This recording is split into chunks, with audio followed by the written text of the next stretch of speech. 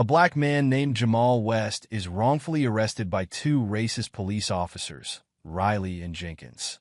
But when Jamal's true identity is revealed, the entire police station is left speechless. What happened and who really is Jamal West that made the whole police station suddenly realize they were facing not just a legal case, but a monumental reckoning? Let's find out. But before we get into the story, comment below where you're watching from today, and if you like this story, don't forget to subscribe. It was a typical morning in the heart of the city. The sun was just beginning to peek over the tall buildings, casting long shadows on the bustling streets below. The sound of car horns, distant sirens, and chatter filled the air. People were starting their day, rushing to work, grabbing coffee, or walking their dogs. The neighborhood was alive, vibrant, and full of energy. Among the crowd, Jamal West walked calmly, a contrast to the hurried pace around him. Jamal was in his mid-30s, dressed in a sharp, tailored suit. His polished shoes clicked against the pavement as he made his way down the street. A warm smile played on his lips as he adjusted the cuffs of his crisp white shirt. His presence commanded attention, not because he sought it, but because of the quiet confidence he exuded. He was the kind of man who turned heads without trying. He had just finished breakfast at a local diner, a place he frequented when he had time. The staff knew him by name, and they always made sure his order was just right: scrambled eggs, turkey bacon, and a side of fruit. As he approached his car, a sleek black sedan parked on the street, Jamal felt the familiar buzz of his phone in his pocket. He pulled it out and saw a message from his mother, reminding him about their dinner plans that evening. Smiling, he typed out a quick reply, letting her know he hadn't forgotten. He was looking forward to it. Family was everything to him. Just as he was about to unlock his car, Jamal noticed two police officers walking towards him. Their eyes were fixed on him, and their expressions were hard, unreadable. Jamal didn't recognize them, but that wasn't surprising. New officers often rotated through the neighborhood. What was unusual, though, was the intensity of their gaze. Jamal had grown up knowing how to handle himself around the police, especially as a black man.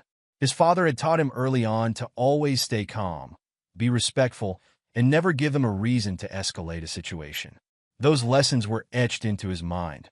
"Excuse me, sir," one of the officers called out as they approached. Jamal stopped and turned to face them, still holding his phone in one hand. "Yes, officer," Jamal replied, his voice steady and polite. He noticed the name on the officer's badge, Riley. The other officer, Jenkins, stood slightly behind, his hand resting on his belt, near his holster. "Can I see some ID?"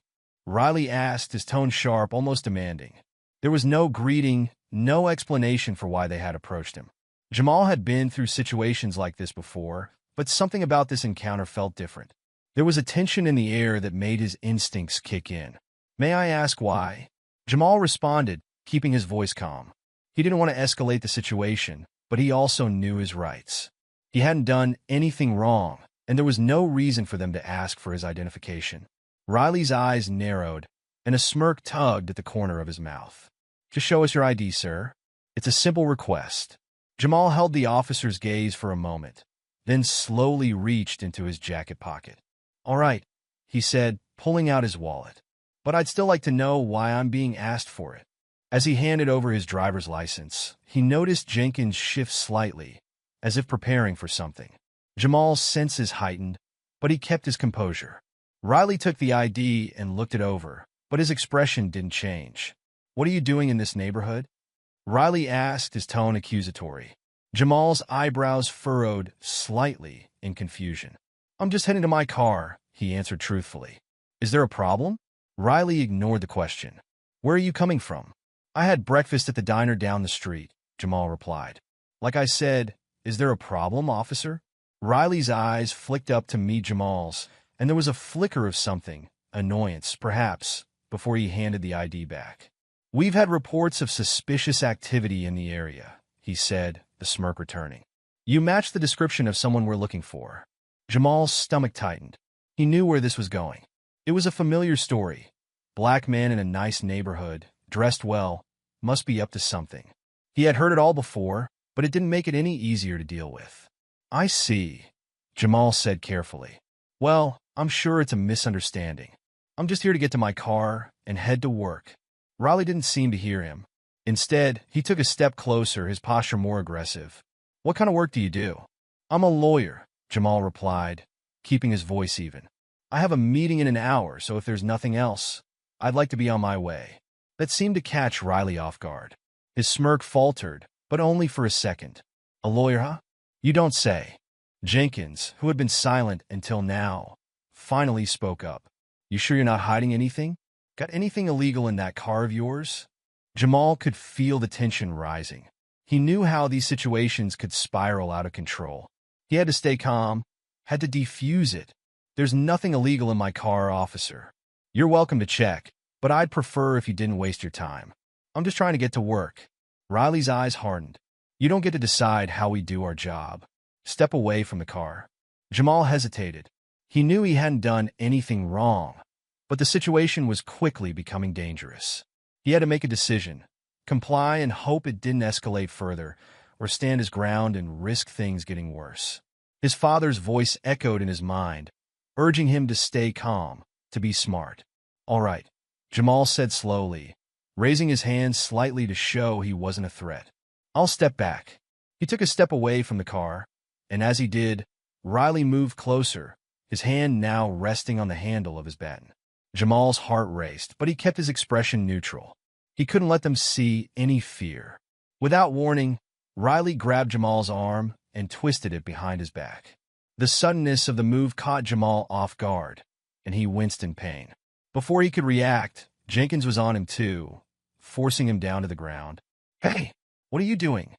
Jamal protested, trying to keep his voice calm, but the pain in his shoulder made it difficult. He wasn't resisting, but the officers were treating him as if he was. "You're under arrest for resisting arrest," Riley said coldly, as he tightened the cuffs around Jamal's wrists.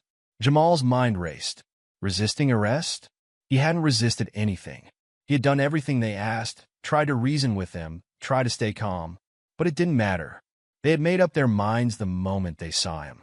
By now, the commotion had drawn the attention of people nearby. An elderly woman, Mrs. Agnes Carter, who lived in the apartment building across the street, watched in horror from her balcony. She knew Jamal. She had seen him in the neighborhood many times and knew he wasn't a troublemaker. "What are you doing to him?" she called out, her voice trembling with outrage. "He didn't do anything wrong." A young couple walking their dog had also stopped to watch. The man pulled out his phone and started recording. "This is messed up," he muttered to his girlfriend. "They're arresting him for nothing." Jamal caught sight of the phone recording, and for a brief moment, he felt a glimmer of hope. Maybe the footage would help him later. Maybe it would show people the truth of what happened. But for now, he was powerless. As the officers pulled Jamal to his feet, he forced himself to stay calm, to focus. He knew he had to be careful with what he said next. Anything could be used against him. As they led him towards the police car, the crowd began to grow, more people stopping to watch, to record, to shout their disapproval at the officers. "This isn't right," one man shouted from across the street. "He didn't do anything." But Riley and Jenkins ignored them, their faces set with cold determination. They pushed Jamal into the back of the squad car, slamming the door shut behind him. Before they could drive away, Jamal turned his head to look out the window at the crowd. He could see the concern, the anger, the confusion on their faces. He took a deep breath, knowing he had to say something, even if it was just a few words. "This isn't over," he said loudly, his voice carrying through the thin glass. "This isn't over." The words hung in the air as the car pulled away, leaving the stunned crowd behind. Inside the car, Jamal's mind raced with thoughts of what would happen next, of how he would fight this, of how he would make sure justice was served. The police station was a stark contrast to the bustling streets outside. Cold, gray walls, harsh fluorescent lights, and the constant hum of activity set the scene.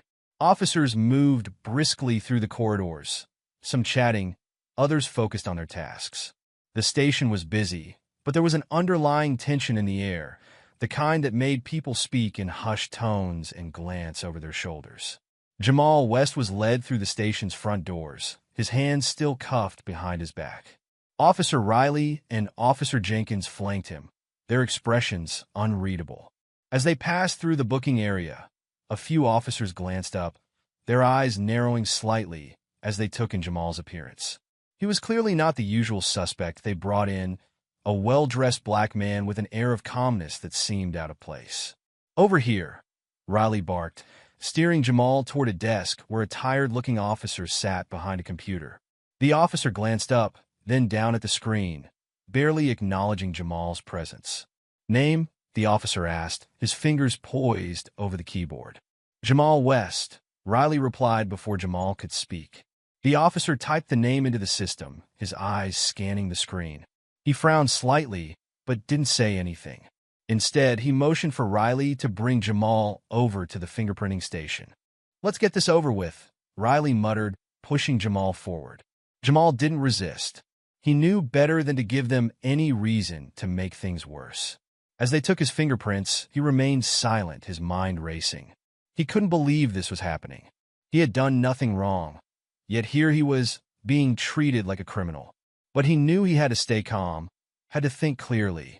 This wasn't the first time he had faced this kind of situation, and it likely wouldn't be the last. Once the fingerprinting was done, Riley and Jenkins led Jamal to a small holding cell at the back of the station. The cell was cramped, with a narrow bench along one wall and a metal toilet in the corner. The air was thick with the smell of disinfectant and something else, something sour and unpleasant. They uncuffed him and shoved him inside. "Make yourself comfortable," Jenkins sneered, his voice dripping with sarcasm. "You might be here for a while." Jamal sat down on the bench, taking a deep breath. He didn't respond to the taunts. There was no point. He knew they were trying to provoke him, trying to get a reaction. But he wasn't going to give them that satisfaction. As Riley and Jenkins walked away, they exchanged a glance, a silent understanding passing between them. They had done their job, brought in another troublemaker, and now they could move on to whatever came next. But there was something about this arrest that gnawed at Riley, something that made him uneasy. He couldn't quite put his finger on it, but the way Jamal had handled himself, the calmness, the confidence, it didn't fit the profile of someone they usually picked up. "Think he's a lawyer, huh?" Jenkins scoffed as they walked back to the front desk. "Probably just another punk with a fancy suit." "Yeah," Riley muttered, though his mind was elsewhere. He wasn't so sure anymore. Something about Jamal was off, but he couldn't figure out what it was. He shook his head, trying to push the thought away. It didn't matter. They had their orders, and they had followed them. That was all there was to it. But as they reached the desk, a young officer who had been quietly observing the scene stepped forward. His name was Officer Stevens, and he had been with the department for only a few months.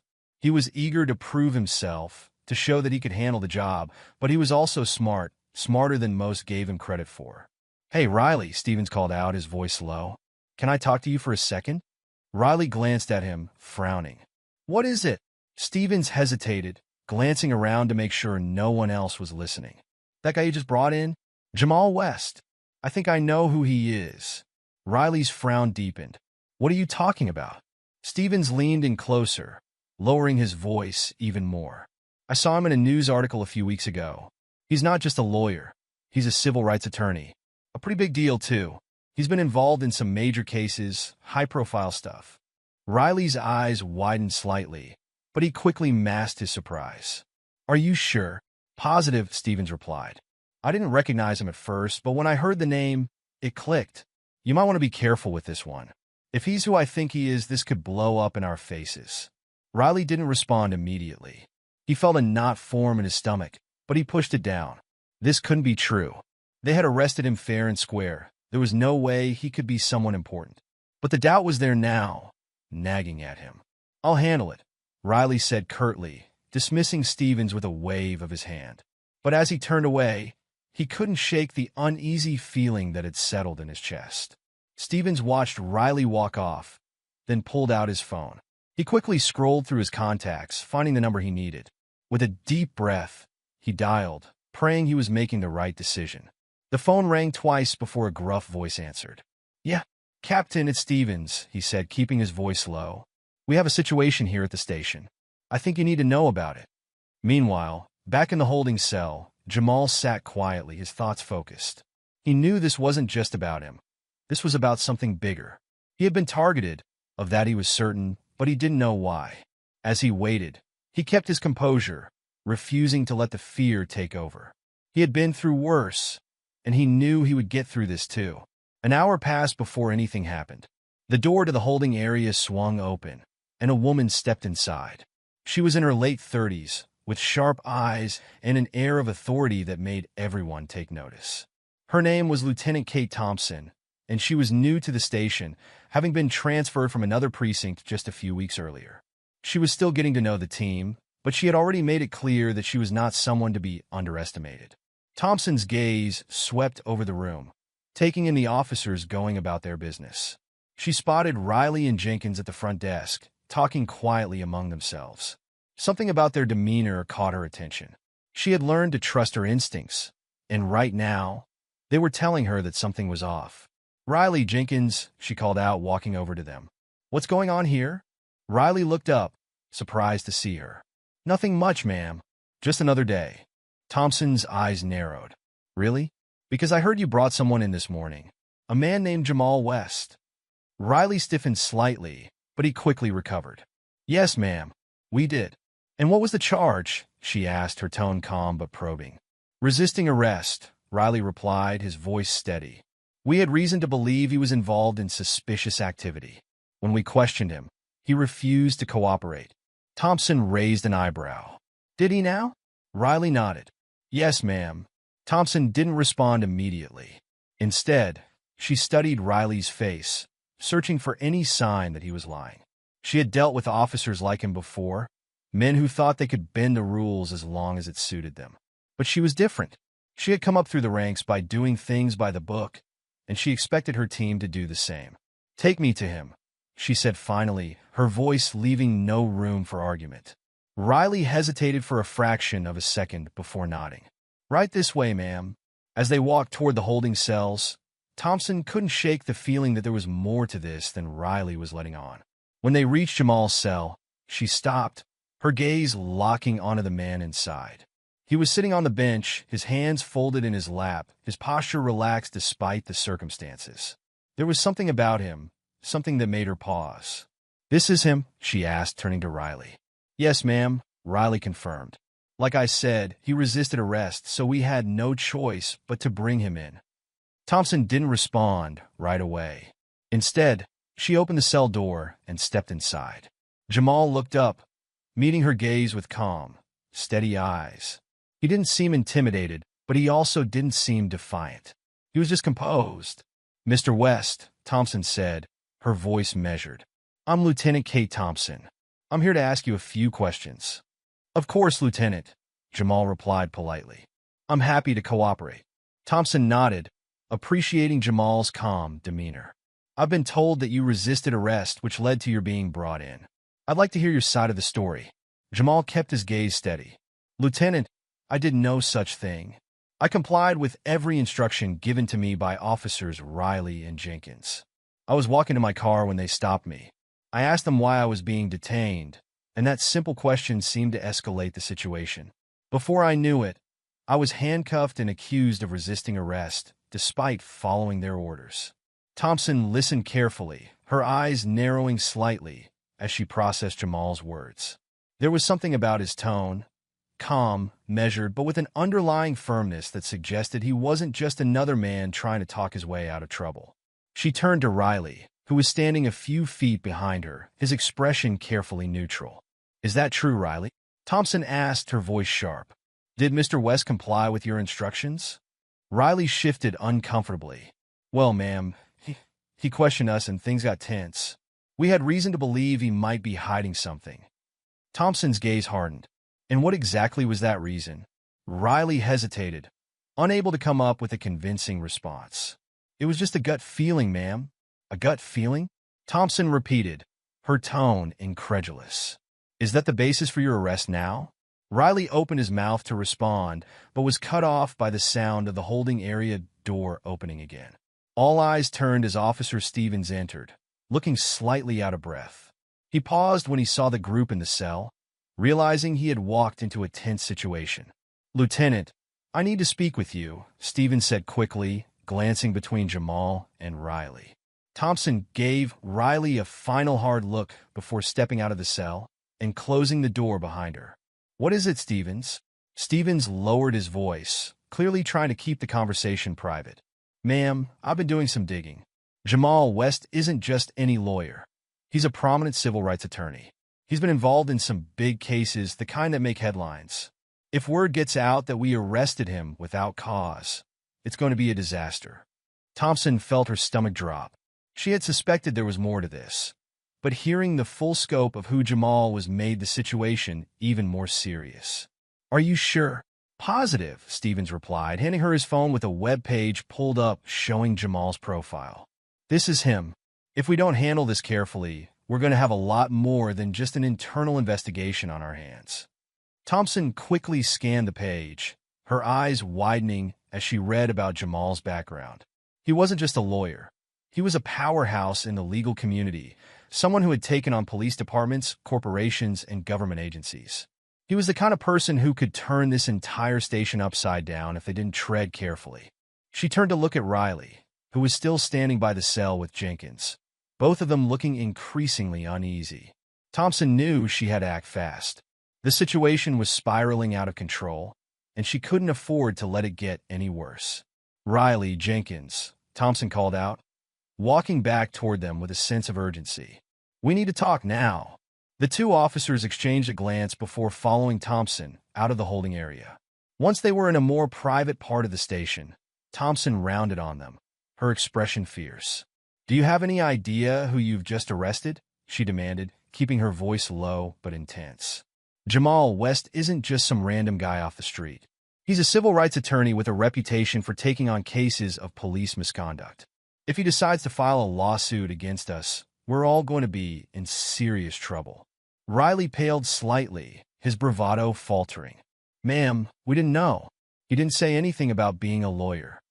It doesn't matter, Thompson snapped. You should have done your due diligence before bringing him in. Now we have to figure out how to handle this, and fast. As she spoke, the sound of raised voices from outside the station began to filter in. Thompson's head snapped up, her heart sinking as she realized what was happening. The crowd outside was growing larger, and they were getting louder. She could hear the unmistakable chants of protesters, demanding justice and Jamal's release. Great, Thompson muttered under her breath. Just what we needed. Stevens, who had been hovering nearby, stepped forward. Lieutenant, the community is already fired up about this. We've got activists, local leaders, and even some media starting to show up. If we don't do something soon, this could turn into a full-blown crisis. Thompson knew he was right. She had seen situations like this before, small incidents that escalated into something much bigger because they weren't handled properly. But this was different. This wasn't just about defusing a tense situation. It was about protecting the integrity of the police force and avoiding a legal and public relations nightmare. We need to get ahead of this, Thompson said decisively. Riley, Jenkins, I want you to prepare a full report on the arrest, detailing every step you took and why. I don't care how late we're here. Get it done. Stevens, I need you to help me figure out the best way to handle the press. We need to control the narrative before it gets out of hand. As the officers scattered to carry out her orders, Thompson felt the weight of the situation pressing down on her. She had only been at the station for a few weeks, and already she was dealing with a potential disaster. But she wasn't about to let this ruin her career or the reputation of her department. Inside the holding cell, Jamal remained seated, his mind racing as he listened to the commotion outside. He could hear the crowd growing louder, their voices echoing through the station.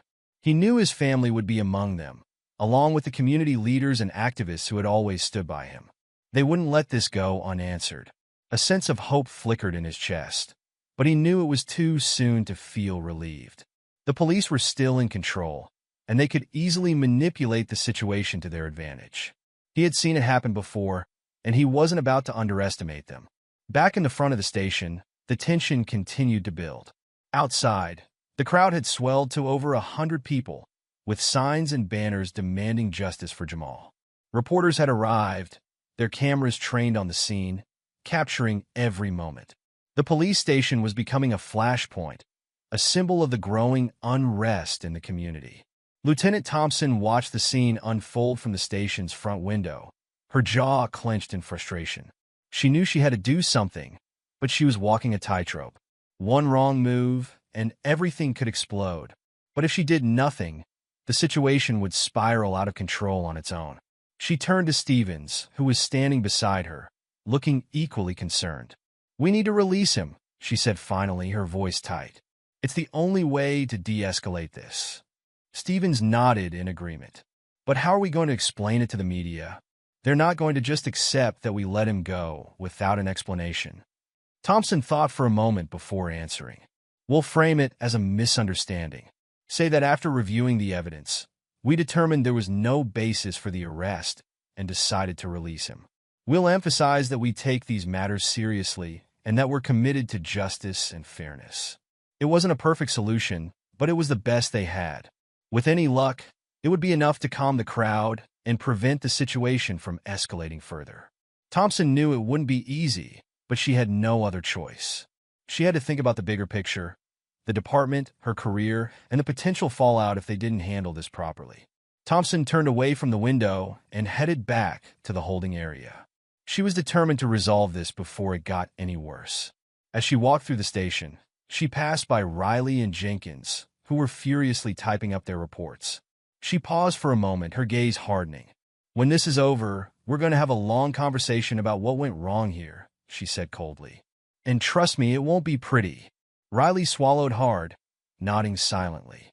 He knew he was in deep trouble, but there was nothing he could do now except hope that Thompson could fix the mess they had created. When Thompson reached Jamal's cell, she opened the door herself, stepping inside with a measured calm. "Mr. West, I've reviewed the situation, and it's clear that there was a misunderstanding. You're free to go." Jamal stood slowly, his expression guarded. "A misunderstanding, Lieutenant? Is that what we're calling it?"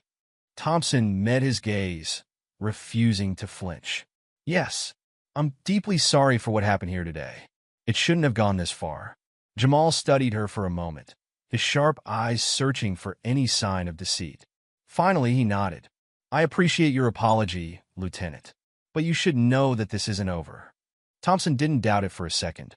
She knew Jamal West was not the kind of man to let something like this slide. But for now, her priority was getting him out of the station safely and defusing the situation outside. She escorted Jamal out of the holding area, past the tense officers who avoided his gaze. As they reached the front door, Thompson paused, taking a deep breath. "I'll do everything I can to make this right," she said quietly. Jamal nodded, but didn't reply. He stepped outside, where the crowd erupted into cheers at the sight of him. Cameras flashed, and reporters shouted questions. But Jamal ignored them, walking calmly toward his waiting family and friends. As he embraced his loved ones, Thompson watched from the doorway, her expression unreadable. She knew this was only the beginning. Jamal West would not let this go quietly, and the ripple effects of today's events would be felt for a long time. But for now, the immediate crisis was averted. The crowd was dispersing, the reporters were packing up, and the tension that had gripped the station was beginning to ease. Thompson knew she still had a long road ahead to fix the damage done, but she was determined to face it head-on. As Jamal walked away from the station, he knew this was just the start of a new battle. He had been wronged, but he also knew how to turn that wrong into something powerful. The truth would come out, and when it did, the police department and the town would never be the same. The tension in the police station had been palpable since Jamal West walked out the front doors. Lieutenant Kate Thompson couldn't shake the feeling that the situation was far from over. As she sat in her office, reviewing the preliminary reports from officers Riley and Jenkins, her thoughts kept drifting back to the man they had arrested. Something about the way Jamal had handled himself, calm, composed, almost expectant, nagged at her. She had a gut feeling there was more to this story. Thompson wasn't one to ignore her instincts. If she had learned anything during her years on the force, it was to trust her intuition, especially when things didn't add up. Outside her office, the station buzzed with the subdued energy that followed a major incident.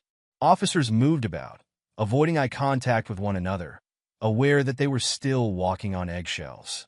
The crowd that had gathered outside earlier had mostly dispersed, but the damage was done.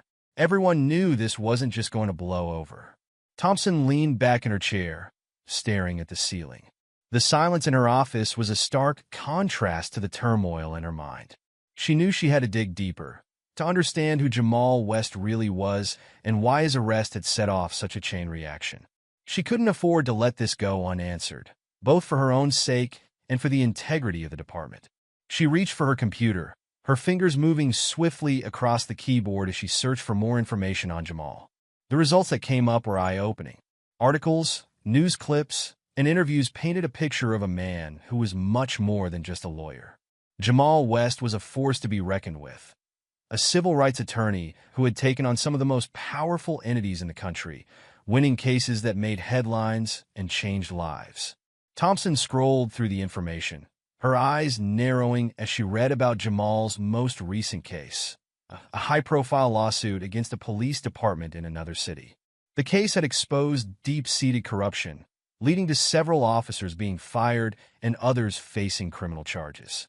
It had been a huge win for Jamal and his team, but it had also put him on the radar of law enforcement agencies across the country. As she delved deeper, Thompson came across a detail that made her blood run cold. Jamal West had been involved in a federal investigation into systemic racism within law enforcement. The investigation had led to federal oversight of several police departments, and there were rumors that more departments were being scrutinized. Thompson's heart pounded as she realized the implications. She quickly made a phone call to a contact she had in the FBI, someone she knew she could trust to give her information without blowing things out of proportion. The conversation was brief, but by the time she hung up, Thompson's suspicions had been confirmed.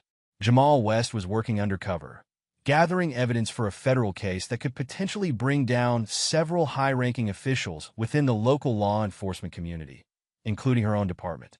Thompson sat back in her chair, her mind racing. This was far bigger than she had imagined. Jamal hadn't just been in the wrong place at the wrong time. He had been targeted, and the officers who arrested him had unknowingly walked right into a trap. If this got out, it would be a scandal of epic proportions. She knew she had to confront Riley and Jenkins, but first, she needed more information. She spent the next hour piecing together everything she could about Jamal's work, his connections, and the ongoing federal investigation. The more she uncovered, the more convinced she became that the situation was far more dangerous than anyone realized. Finally, Thompson stood up, taking a deep breath. She was about to walk into a storm, but she had no choice. She couldn't let her department go down because of someone else's mistake. As she made her way to the officer's bullpen, she steeled herself for the confrontation ahead.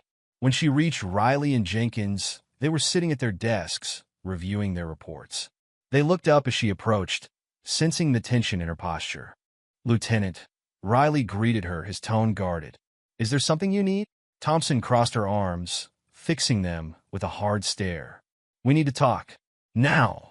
The two officers exchanged a glance before nodding. They followed her to an empty conference room, where Thompson closed the door behind them.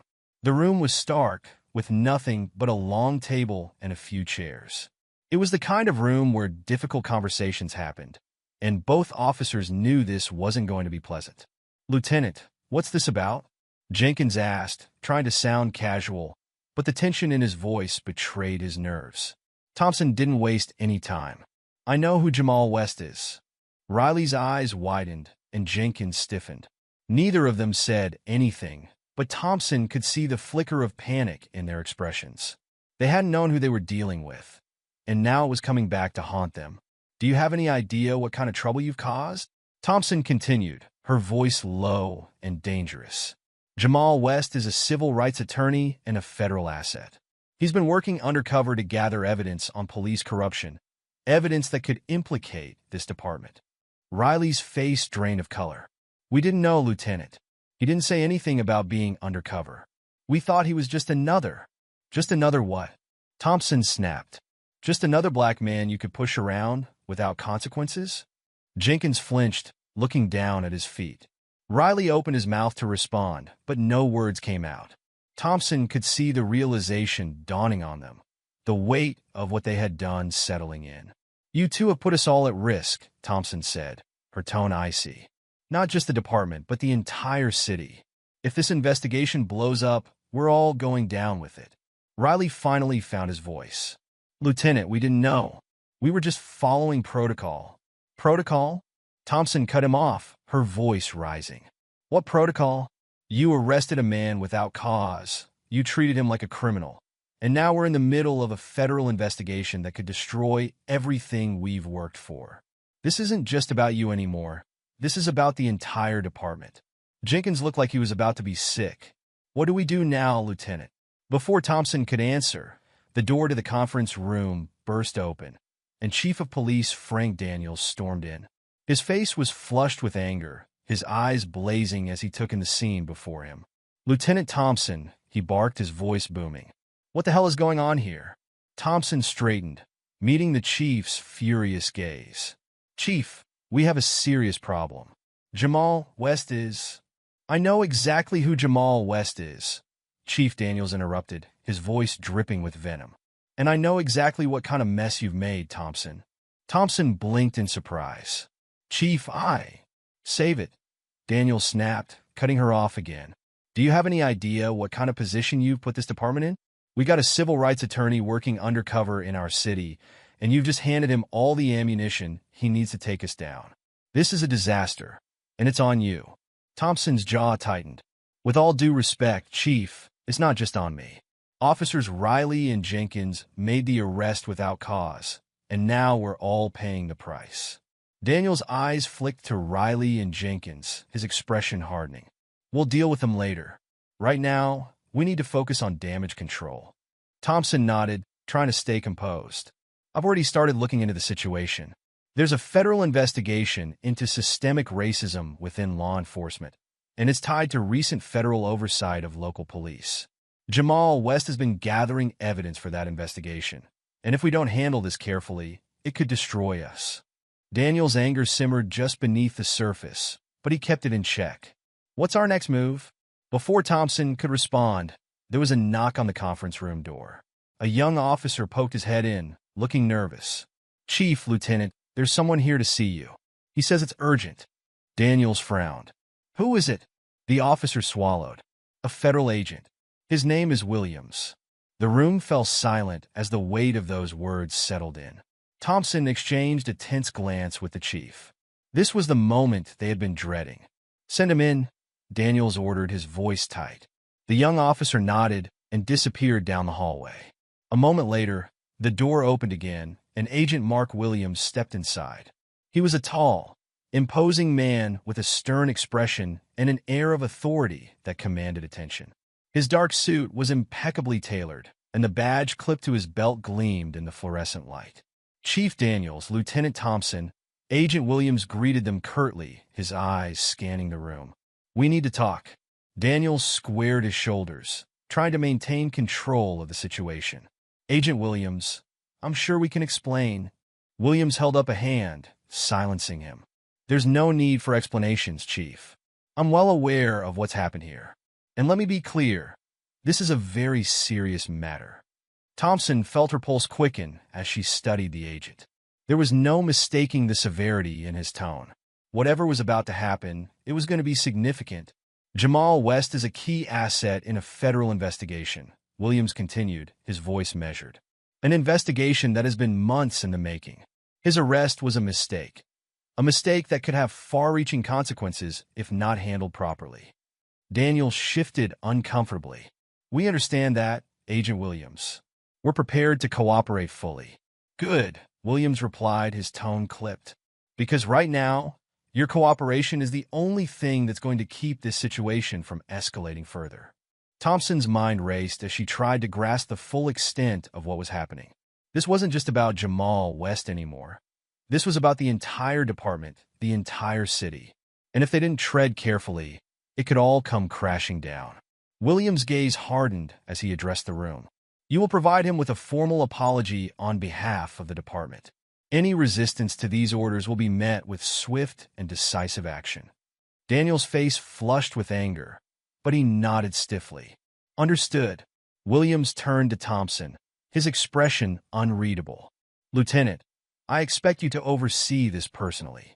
Make sure there are no further incidents. Thompson nodded, her mouth dry. I'll take care of it. With that, Williams gave a curt nod and turned to leave. But before he exited the room, He paused, glancing back over his shoulder. "And one more thing," he said, his voice dropping to a low, dangerous tone. "Consider this your warning.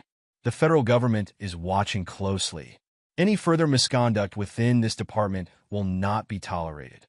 As the door closed behind him, the room was left in stunned silence. Thompson felt the weight of the situation pressing down on her, suffocating in its intensity.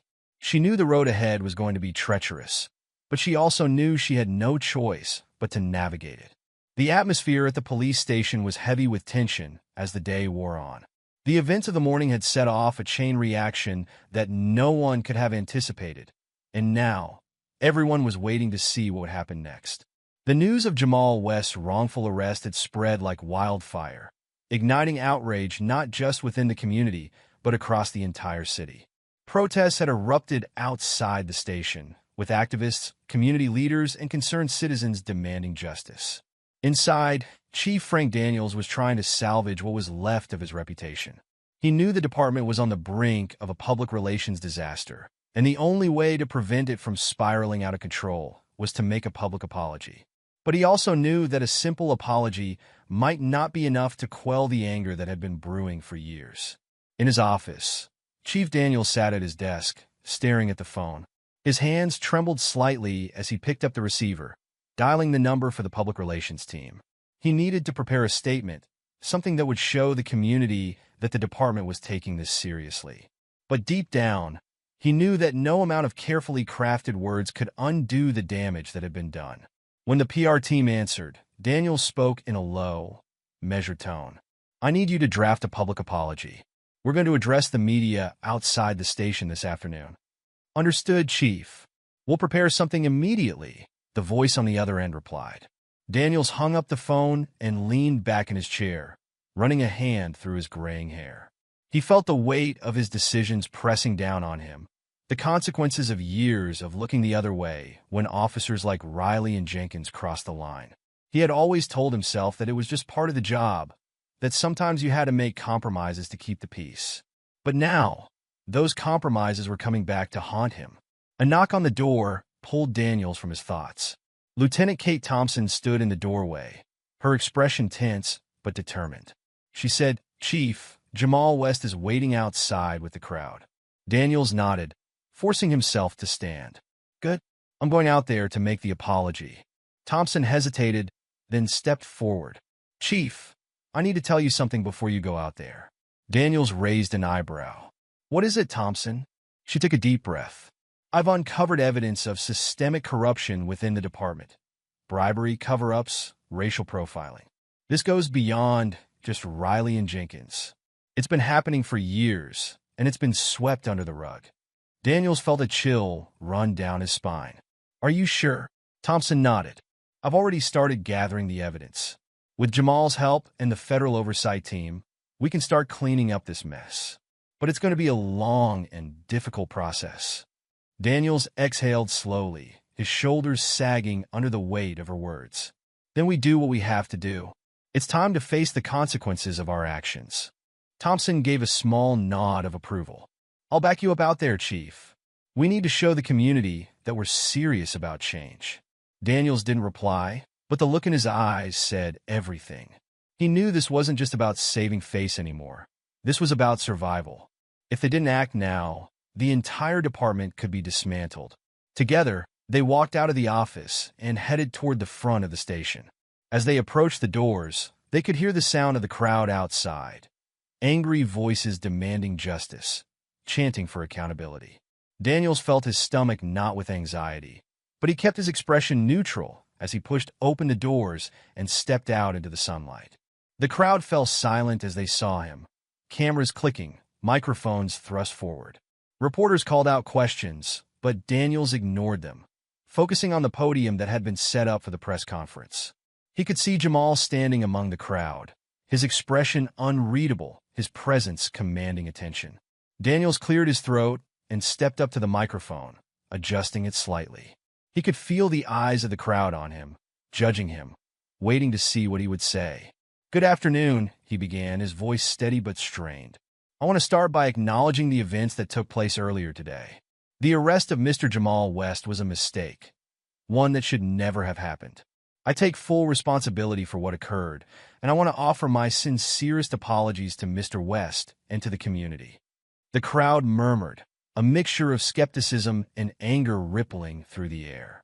Daniels could feel the pressure building, the weight of decades of mistrust bearing down on him.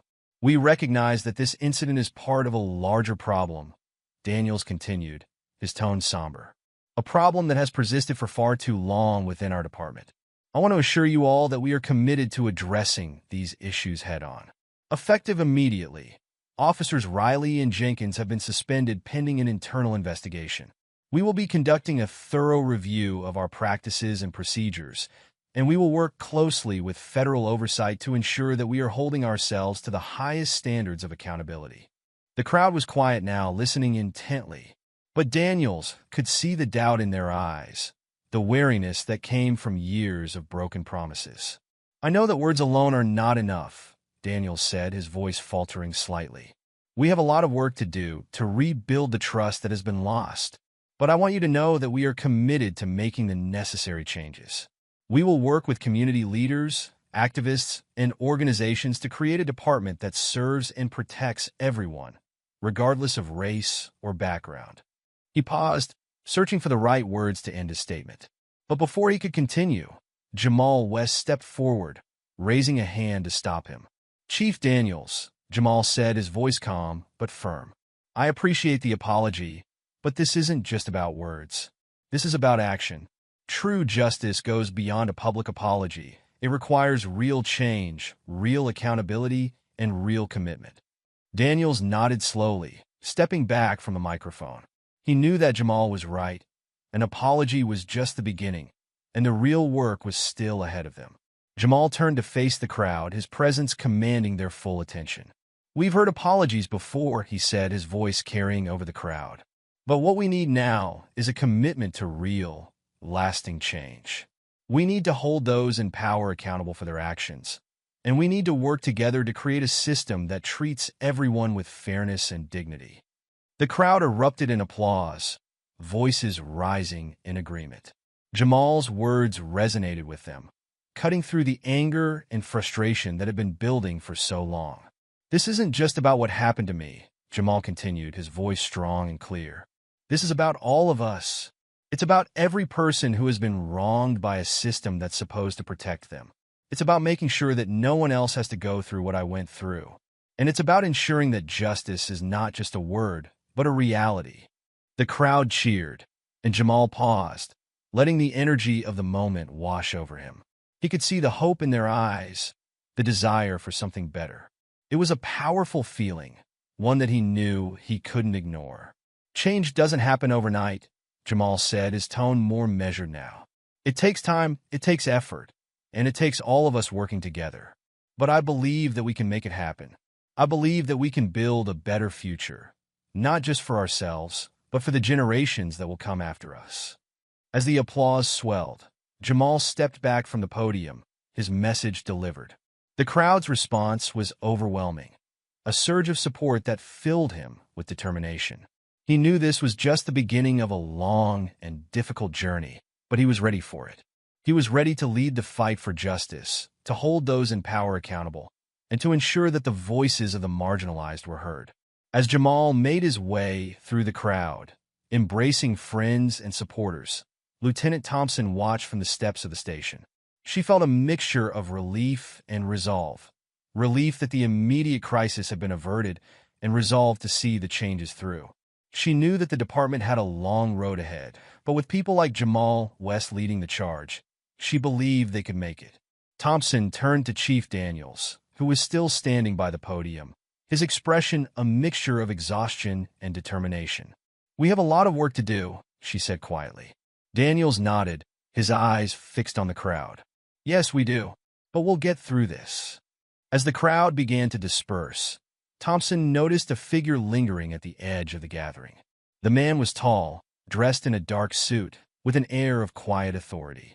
He watched Jamal with an intense gaze, his expression unreadable. Curious, Thompson made her way over to the man.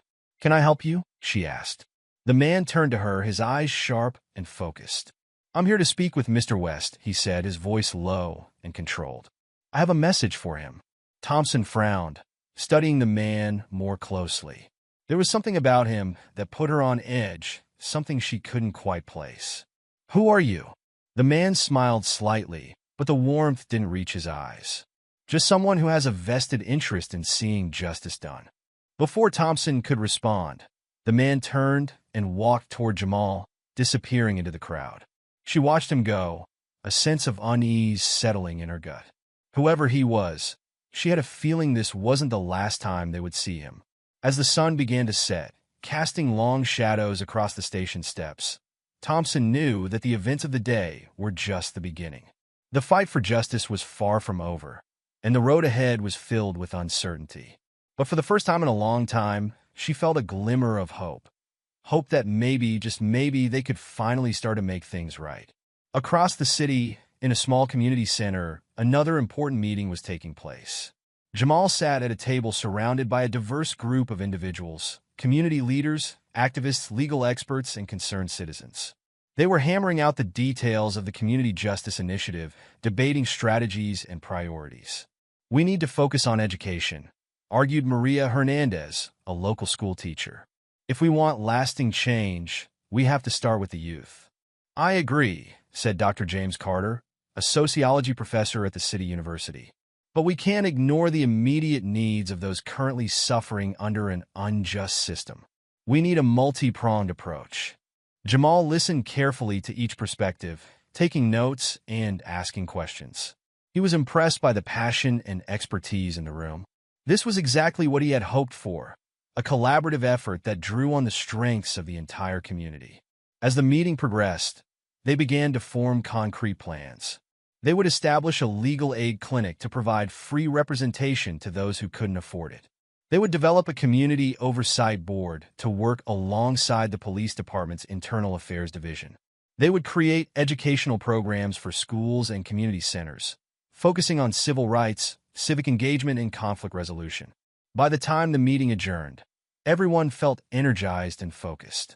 They had a long road ahead, but they had taken the first steps together. As the weeks turned into months, the city began to see small but significant changes.